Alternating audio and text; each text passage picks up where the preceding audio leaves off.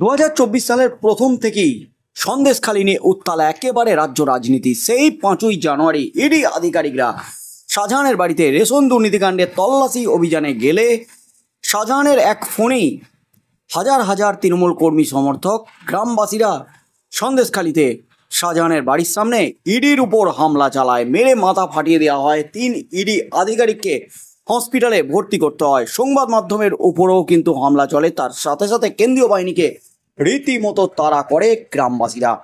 আর সেই নিয়ে কিন্তু মামলা চলছে এই মুহূর্তে কলকাতা হাইকোর্টে। শেখ শাহজাহান অবশেষে 56 দিনের মাথায় গ্রেপ্তার হয়েছেন। সন্দেশখালী কাণ্ডের পর 55 দিন বেপাত্তা ছিলেন শেখ শাহজাহান। 56 দিনের মাথায় কলকাতা হাইকোর্টের নির্দেশে গ্রেপ্তার করছে রাজ্য পুলিশ। তবে এই মুহূর্তে শাহজাহান রয়েছেন ইডি হেফাজতে। প্রথমে সিআইডি হেফাজত, তারপর সিবিআই হেফাজত, তারপর ইডি হেফাজতে। শেখ শাহজাহানকে নিয়ে একেবারে বিস্ফোরক তথ্য ইডির হাতে। শেখ শাহজাহানের মামলায় তদন্ত চালাচ্ছে সিবিআই, সেটাও কিন্তু হাইকোর্টের নির্দেশে চলছে তদন্ত। আর এই সিবিআই তদন্তেই কিন্তু একেবারে কেঁচো খুঁড়তে কেউটে শাহজাহানের বাড়ির সামনে ইডির উপর হামলা কাণ্ডের নেপথ্যে কে কার নির্দেশে এই হামলা চলে, অবশেষে রীতিমতো বিস্ফোরণ ঘটালো সিবিআই। এই মুহূর্তে সবচেয়ে বড় খবর, ইডি পেটানোর তদন্তে নয়া মোড়। চার্জশিটে একেবারে বিস্ফোরক তথ্য ফাঁস করলো সিবিআই। রীতিমতো তোলপাড় রাজ্য। 5ই জানুয়ারি থেকে শিরোনামে রয়েছে সন্দেশখালী। সেদিনই রেশন দুর্নীতিকাণ্ডের তদন্তে শেখ শাহজাহানের বাড়ি গিয়ে হামলার মুখে পড়ে ইডি আধিকারিকরা। প্রাণ বাঁচাতে রীতিমতো সেখান থেকে পালাতে হয় তাদের।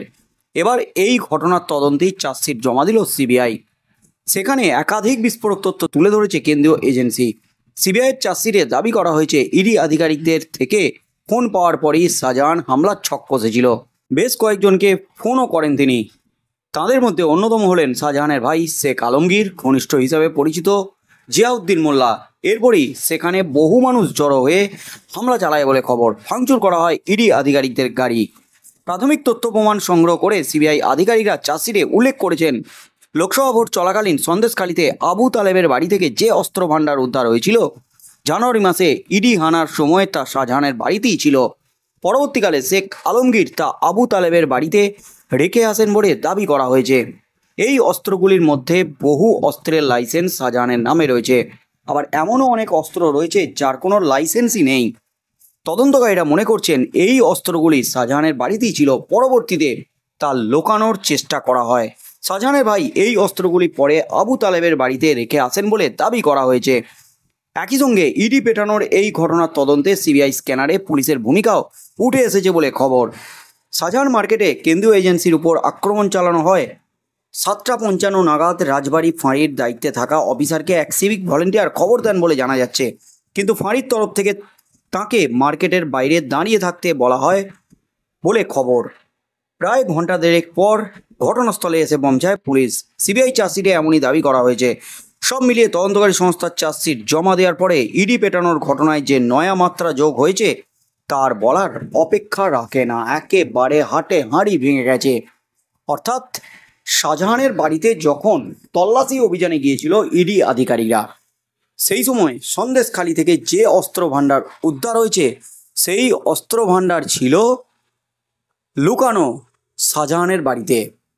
এমনকি ইডি আধিকারিকরা যে দাবিটা করেছিল প্রাথমিক দিকে, শাহজাহানের বাড়িতে হয়তো কোটি কোটি টাকা মজুদ ছিল, সেই টাকা যাতে ইডির হাতে না যায়, অস্ত্র যাতে ইডির হাতে না যায়, তাই ইডির উপর হামলা চালায় শাহজাহান বাহিনী।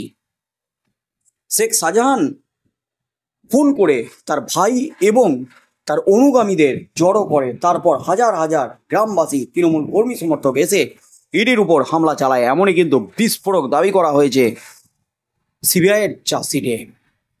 অর্থাৎ সন্দেশখালীতে যে অস্ত্র উদ্ধার হয়েছিল সেই অস্ত্রগুলোর একাধিক লাইসেন্স রয়েছে শেখ শাহজাহানের নামে। এমনই কিন্তু বিস্ফোরক দাবি করছে সিবিআই।